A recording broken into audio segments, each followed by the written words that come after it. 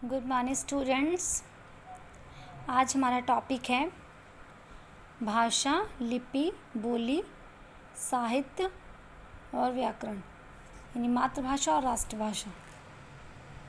Okay, तो आज हम इन सब के बारे में जानेंगे। तो आइए सबसे पहले हम जानेंगे भाषा के बारे में। भाषा क्या होती है? तो सबसे पहले भाषा की डेफिनेशन, यानी भाषा वह साधन है जिससे हम अपने विचारों का आदान प्रदान करते हैं। यानी इसको सिंपल लैंग्वेज में समझेंगे कि भाषा के द्वारा हम अपनी बात दूसरों तक पहुंचाते हैं और दूसरों की बात हम ग्रहण करके उसे समझते हैं। यानी अगर भाषा ही नहीं होगी तो हम अपने मन की बातों को कैसे व्यक्त करेंगे?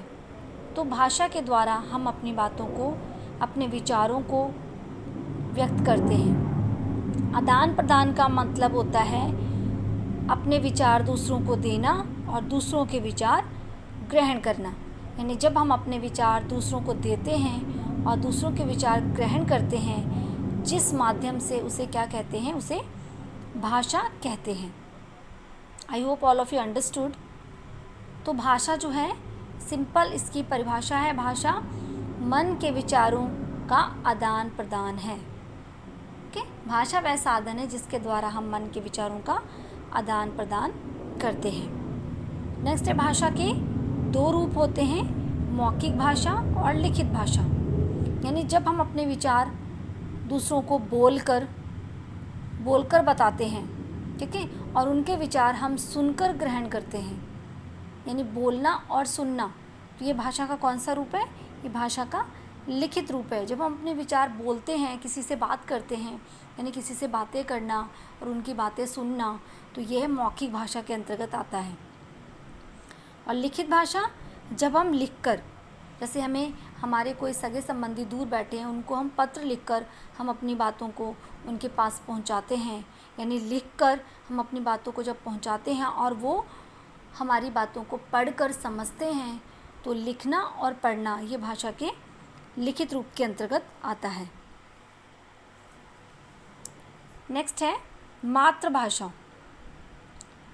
मातृभाषा क्या होती है? यानी वह भाषा जो हम घर में बोलते हैं, ठीक है।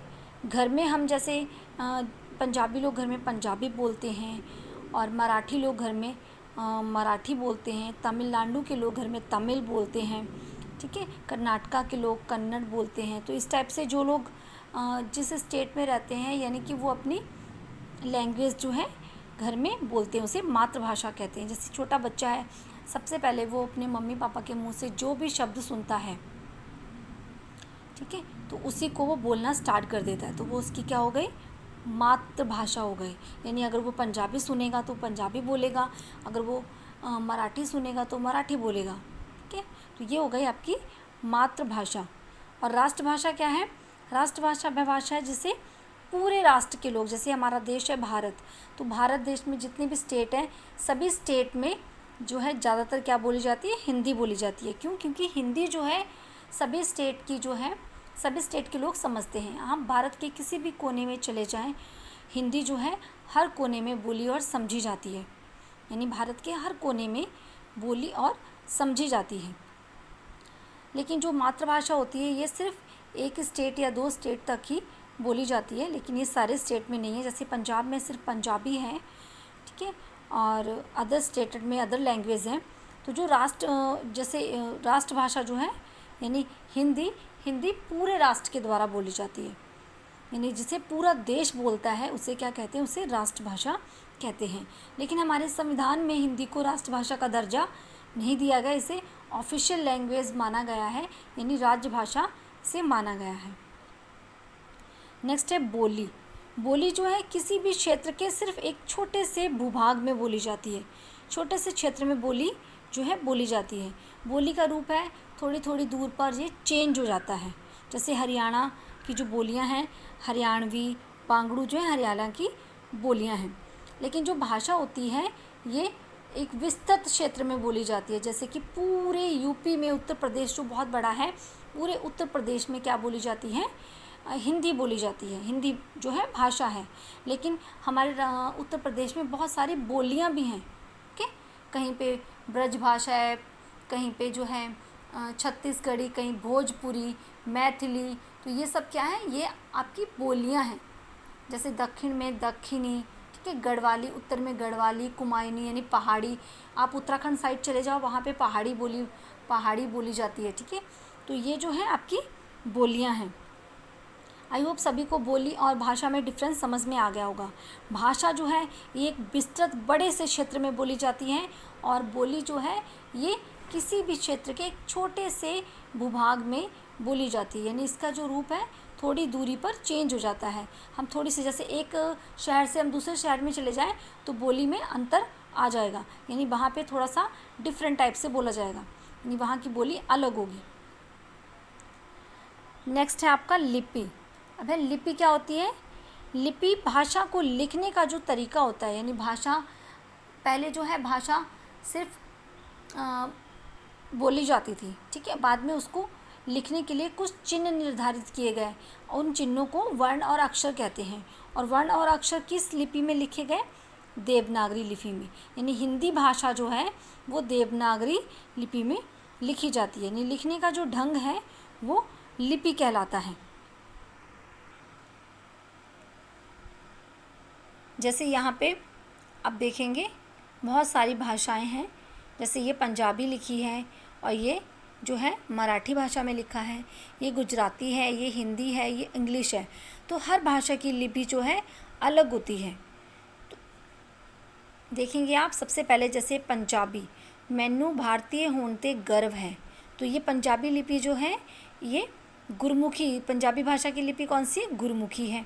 और ये मराठी है, मी भारतीय आहे याचा मला अभियान आहे। तो ये मराठी है, ठीक है। तो मराठी जो है ये देवनागरी, मराठी जो है ये भी देवनागरी में है।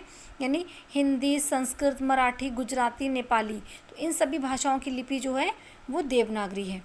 जैसे आगे है गुजराती, मने भारतीय होवा पर गर्व दे छे। तो ये कौन सी भाषा है? ये गुजराती है। तो ये भी इसकी लिपि कौन सी है? देवनागरी। अब आगे है हिंदी, मुझे भारतीय होने पर गर्व है। तो एक सेंटेंसेस को कई भाषाओं में हमने बोला है, इसकी लिपि भी देवनागरी है। नेक्स्ट है अंग्रेजी, I am proud of being an Indian. इसकी लिपि रोमन है, ओके। और उर्दू भाषा की जो लिपि है वो फारसी है। जैसे देवनागरी लिपि का विकास ब्राह्मी लिपि से हुआ है। तो ये चीज़ भी आप याद रखिए, सही इम्पॉर्टेंट, कि लिपि का विकास कहाँ से हुआ? ब्राह्मी लिपि से हुआ है। और एक चीज़ ये भी है, ये बाईं से दाईं ओर लिखी जाती है। जैसे यहाँ पे ये बाईं से, इधर से हम लिखना स्टार्ट करते हैं, इधर से लिखते जाते हैं तो इधर यहाँ तक ये ख़त्म होता है, ठीक है। ये बाईं से, तो ये हमारी लेफ़्ट साइड है और इधर राइट साइड है। तो ये बाईं से राइट साइड में यानी कि दाईं ओर लिखी जाती है। लेकिन जो फ़ारसी लिपि होती है, यानी उर्दू भाषा जो है वो फ़ारसी लिपि में है। फ़ारसी लिपि वो इधर से स्टार्ट करते, इधर से इस टाइप से स्टार्ट करते हैं, यानी दाईं से बाईं ओर लिखी जाती है। तो ये दाईं साइड से हम स्टार्ट करेंगे, ओके। It is clear? तो ये याद रखेंगे कि कौन सी लिपि है जो दाईं से बाईं ओर लिखी जाती है, यानी उल्टी साइड लिखी जाती है। तो फ़ारसी लिपि है।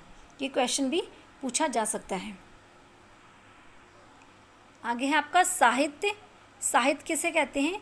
ज्ञान के संचित कोश को साहित्य कहते हैं। यानी साहित्य जो है वो आपका, जैसे आपका गद्य पद आप पढ़ते हैं, लिटरेचर, ग्रामर, ठीक है, तो यहाँ भी पढ़ते हैं, ये सब क्या है? आपका साहित्य तो है। यानी लिटरेचर जो है, सॉरी ग्रामर नहीं, ग्रामर अलग हो गया।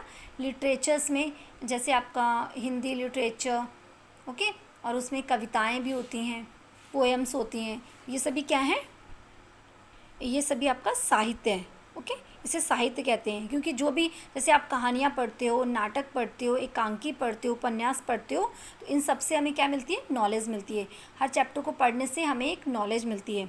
तो यानी इससे क्या है? हमारा ज्ञान बढ़ता है। तो यानी कि ये सभी क्या है? ज्ञान का संचित कोश है, खजाना है। संचित माने इकट्ठा किया हुआ एक खजाना है साहित्य।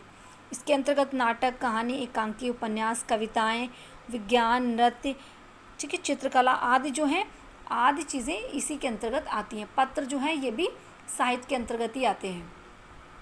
यानी इसमें गीत और कविताएं भी होती हैं। जितने भी गीत होते हैं, पद्य में गीत और कविताएं जो हैं ये भी साहित्य में ही होती हैं। I hope all of you understood this.